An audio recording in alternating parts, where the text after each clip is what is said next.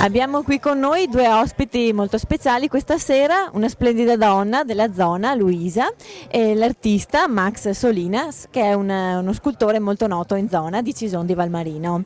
Allora Luisa, sei venuta a farti un giretto? Sì, certo, vengo sempre a Cison. E cosa ti piace di questa manifestazione?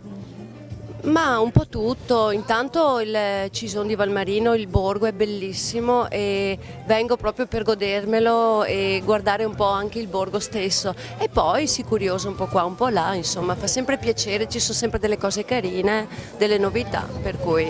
Bene, sappiamo che sei amica di questo scultore molto noto, come vi conoscete, da quanti anni? Ci conosciamo da un paio d'anni, è una persona che stimo molto e a cui voglio bene ed è un grande amico per me.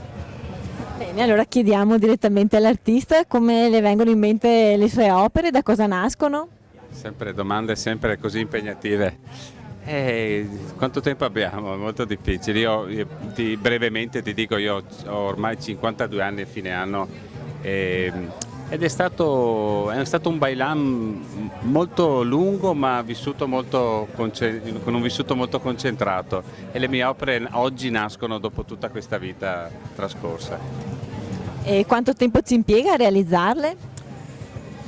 Mi passi una palla molto facile da giocare, oggi le sculture che faccio oggi hanno 52 anni di lavoro, perché ogni cosa che facciamo, l'ultima azione che facciamo è il frutto di tutto quello che abbiamo dietro per tutto il nostro percorso.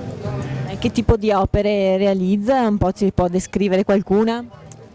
Sai, la scultura impegna molto, è un lavoro non solo fisico ma anche molto mentale e ad oggi, anzi direi che negli ultimi 25 anni mi dedico alla ricerca della figura femminile con grande stilizzazione, però sempre mantenendo la base delle forme dei vuoti di piedi che solo il corpo femminile riesce a dare.